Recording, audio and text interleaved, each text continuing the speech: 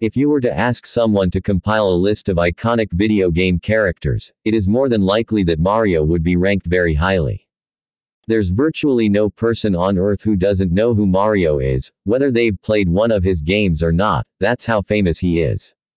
Personally, I've been a fan of this mustached Italian plumber since I was a small child, with Super Mario All-Stars on the Super Nintendo Entertainment System being the second video game I ever owned.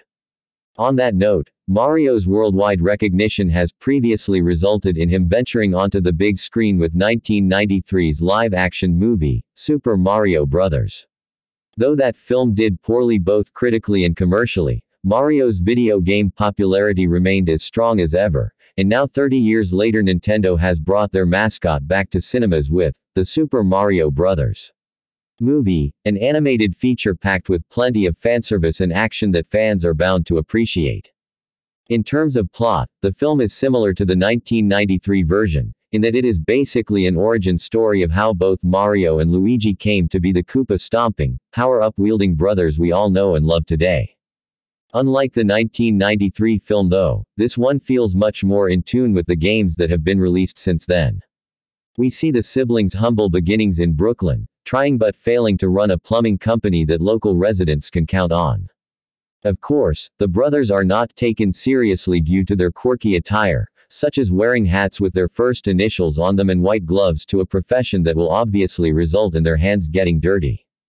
Regardless, the two of them are always seen to have each other's backs, which is made evident in one scene where Luigi remembers Mario defending him against a bully when they were children. The film does a nice enough job of establishing the brothers' reliance on each other, though it is clear that Luigi is the one who needs his brother the most whereas Mario is shown to function just fine on his own. It's worth mentioning that this is one of the fastest-paced movies I've ever seen, so much so that it almost gives Everything Everywhere All at Once a run for its money. Just when you think a scene is about to drag or go nowhere, it cuts to a different one right away. Rather ironically, the Sonic the Hedgehog live-action films have a slower pace than this one. As a result, it's practically impossible to ever be bored by this movie. However, this also proves problematic as it doesn't allow the viewer to appreciate some of the visual beauty that has gone into crafting these environments. There's barely a moment to take in the atmosphere of a location before the scene immediately cuts to another one. Although the young kids watching might enjoy this approach, older audiences like parents or old-school Nintendo fans like me may be annoyed at how fast things are moving along. I liked seeing how many hidden Easter eggs and references I could spot, but the constant quick cutting made it difficult to register every little thing I saw. This film may require a second viewing just to take in most of the visuals, which is either a good or bad thing depending on your level of dedication. With all that said, I love the art style this film uses. I'm not normally a fan of Illumination's movies due to the cost-effective approach they take with their animation, but it seems like Nintendo have given them a higher budget to work with this project. From the way the light reflects off Bowser's scales to the strands of hair in Luigi's mustache, this is easily Illumination's best-looking movie, though that's not saying a lot.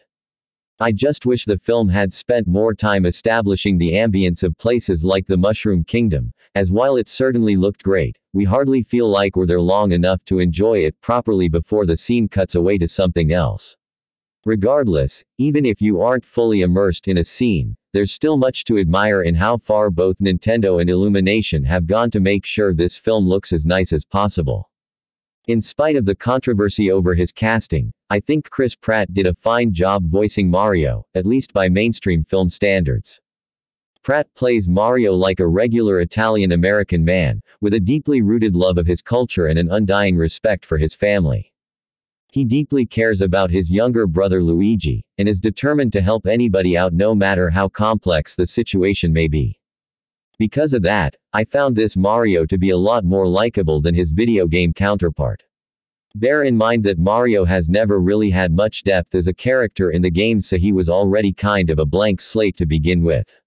For those who still miss Charles Martinet, he has a minor role in the film voicing two other characters, which I won't reveal due to spoilers. Charlie Day's take on Luigi was about as amusing as I had anticipated.